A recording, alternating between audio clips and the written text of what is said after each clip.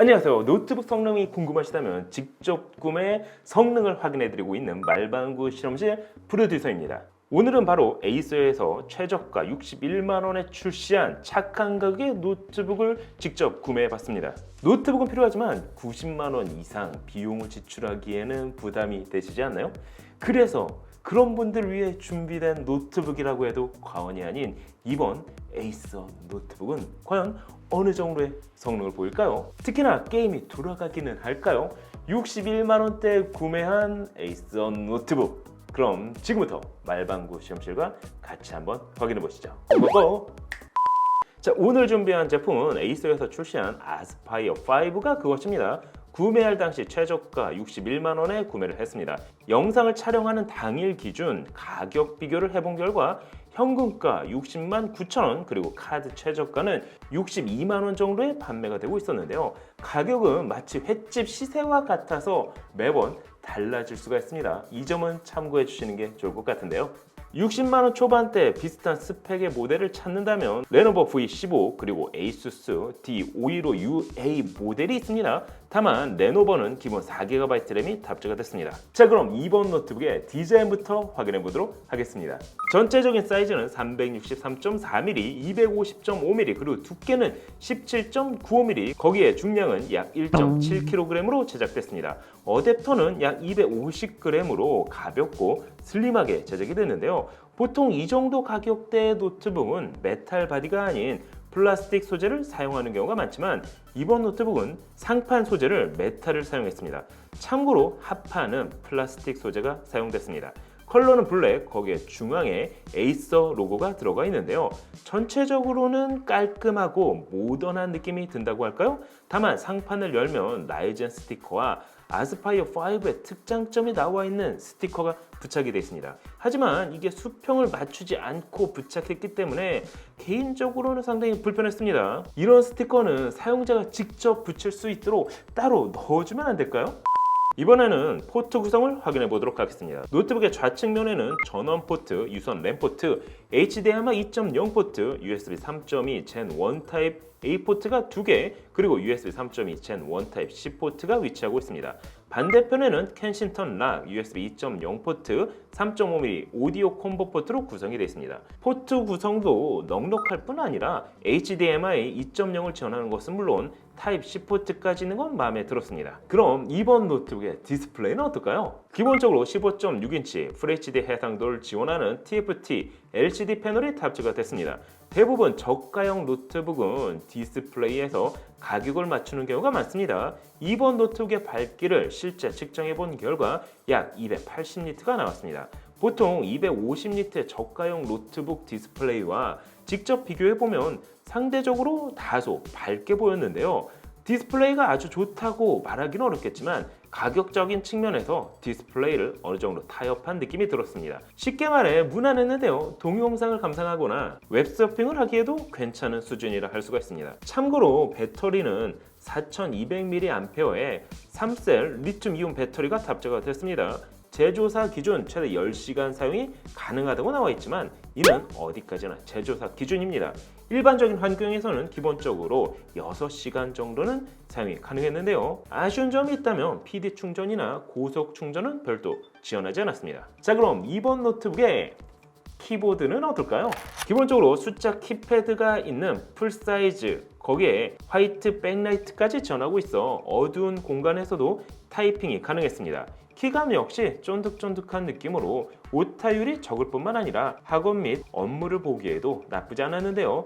터치패드는 일반 노트북과 큰 차이는 없었지만 기본적으로 윈도우 제스처 컨트롤 기능을 지원합니다. 자, 그럼 가장 중요할 수 있는 이번 노트북의 스펙과 성능을 알아볼까요? 노트북의 심장인 프로세서는 8코어 16스레드의 AMD 라이젠 5 5500U 프로세서가 탑재가 됐습니다.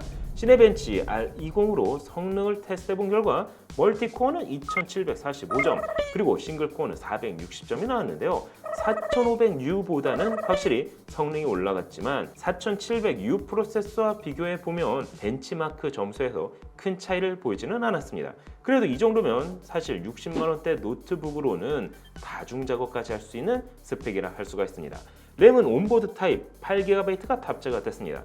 추가 슬롯을 1개 지원하고 있어 사용자가 원할 경우 램을 추가할 수 있습니다. 하지만 개인적으로 정말 아쉬웠던 부분이 있는데요. 스펙상에서는 3200MHz라고 나와 있지만 실제 하드웨어 모니터로 체크해 본 결과 기본 싱글 온보드에서는 최대 1600MHz까지만 지원합니다. 혹시나 해서 AS 센터에 직접 전화로 물어보기까지 했는데요. 확인해 본 결과 그 램을 하나만 이렇게 장착을 하셨을 때는 1666으로 나오시는 게 맞고요. 동일한 이제 8기가 3200짜리 램을 이제 동일한 램을 이제 두 개로 꼽아서 사용을 하시면 이제 듀얼 채널로 3200으로 사용 가능하십니다.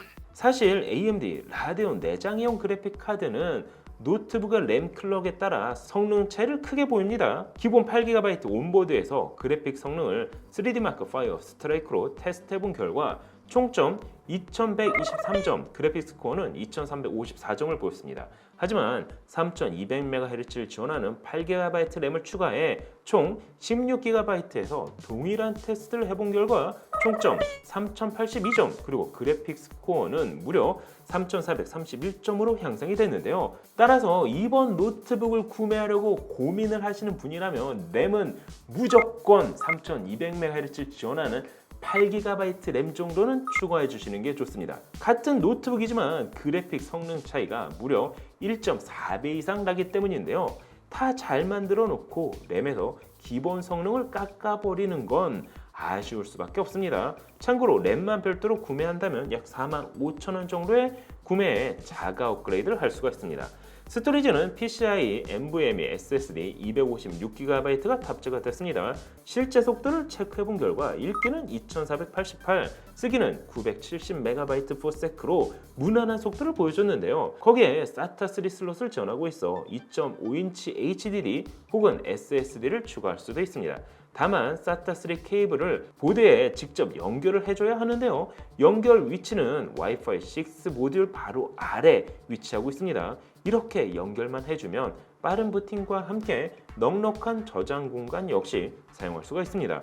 한 가지 합판을 분리하기 위해서는 제조사에서 부착한 스티커를 제거해줘야만 하는데요. AS 센터에 직접 문의해본 결과 업그레이드 같은 거 할 때는 그거를 어쩔 수 없이 떼야 되기 때문에 그거는 이제 제거가 돼도 AS 받는 데는 지장이 없으세요.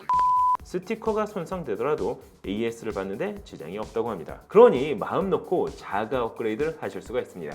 61만원대의 전체적인 스펙, 거기에 노트북의 소재 역시 메탈로 고급스러움을 더했지만 램에서 아쉬움이 남았습니다. 컴퓨터를 모르는 사람은 기본 램으로 성능을 느리게 사용할 수밖에 없을 테니까 말이죠. 자, 그럼 램을 추가했을 때와 추가하지 않았을 때 성능 차이는 어느 정도로 날까요? 게이밍 노트북은 아니지만 체감이 확실하게 되는 게임으로 테스트를 해봤습니다. 첫 번째, 포르자 호라이즌 4를 매우 낮은 옵션에서 벤치마크를 돌려봤습니다.